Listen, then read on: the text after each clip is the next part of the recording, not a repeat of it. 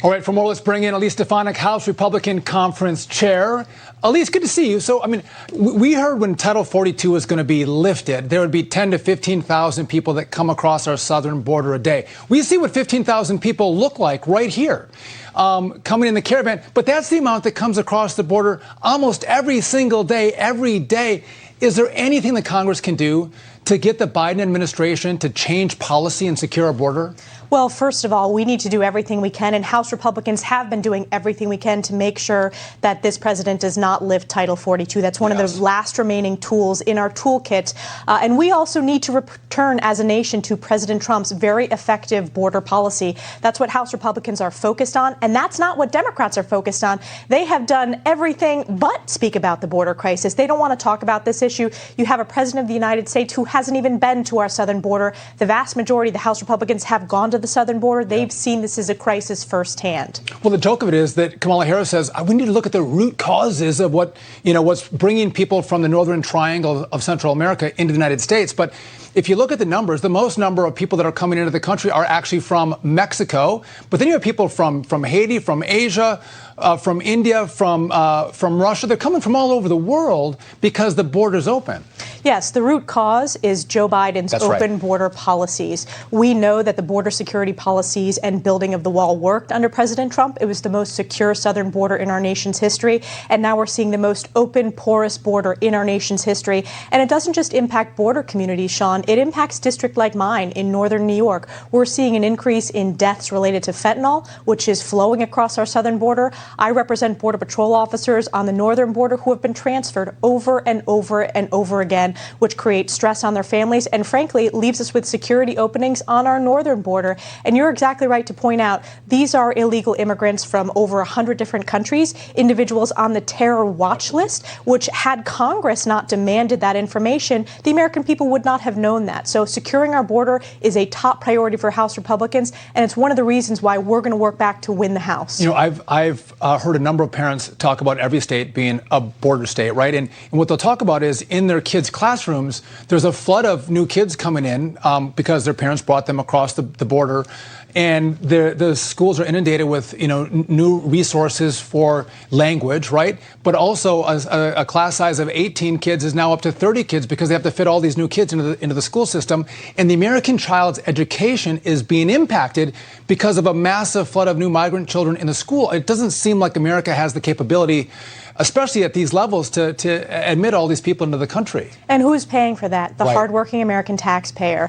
An example in the state of New York, there were the illegal flights that were done under the dark of night, and had it not been for a FOIA request of the Department of Homeland Security issued by a New Yorker, we would not have known. I have legislation to demand transparency and data for any migrants that are sent anywhere, by bus, by train, by plane, to any community across the United States. The American people and law enforcement agencies deserve to have that data. It shouldn't be happening in the first place. But even though this administration is not abiding by the rule of law, we need that data. Before I let you go, tomorrow is going to start the show trial for Democrats about January 6th. Most hearings that the Congress has they start at 10 o'clock or 2 o'clock during the day. This one is going to be at night because they want primetime airing, and most of the liberal networks are going to cover it. But I think they're missing the mark on this. I want to know your view, because when Americans can't buy gas in their car, they can't afford groceries at the grocery store. You're a mom with a baby. They can't get formula to feed their babies. Problems that affect their everyday lives that they want the Congress to actually work on. They're going to have a show trial on January 6th? It is shameless. They hired the former president of ABC News as a producer. So this is about trying to change the narrative. And think about this, Sean. House Democrats have not held any hearing, let alone a primetime hearing, on any of these crises that you pointed out, whether it's the skyrocketing gas prices, which are unaffordable for my rural constituents, whether it's Biden inflation, which is crushing every family's budget, or whether it's the baby formula shortage, which I feel firsthand. I went to purchase baby formula to get us through a couple of days over the long Memorial Day weekend where I had lots of events in the district. They are rationing it at stores. This is America. This should never happen. And yet Democrats are changing the narrative to focus on this political witch hunt where there are no Republican appointed members appointed by the minority leader, Kevin McCarthy. It's only Pelosi puppets.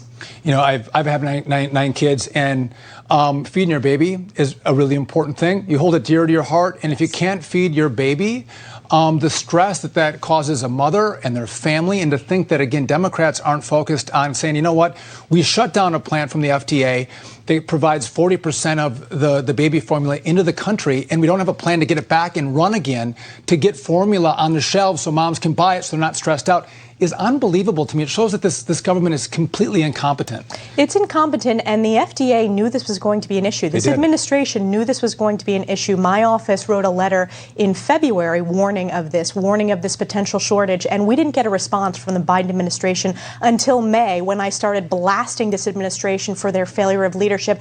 And I'll tell you, as a young mom of my son Sam, who's 9 months, so we were at the tail end of formula fed before transitioning to regular whole milk, it is stressful. And yes, I know it's stressful for rural families in particular who have to travel an hour to get to the grocery store. If they don't have it, they have to travel another hour. So add that to the high gas prices. It is crushing families. You know what I think? Moms, whether Republican or Democrat, look to a congresswoman like you who has a child who's using formula, and they're grateful that you're standing up and actually giving a voice for them in the Congress to say, you know what, this has to stop. We need to fix the baby formula crisis because, again, we can't deal with this as mothers. So thanks for standing up for moms, and thanks for joining me, Elise. I appreciate it. Thank you, Sean. Great to be with you.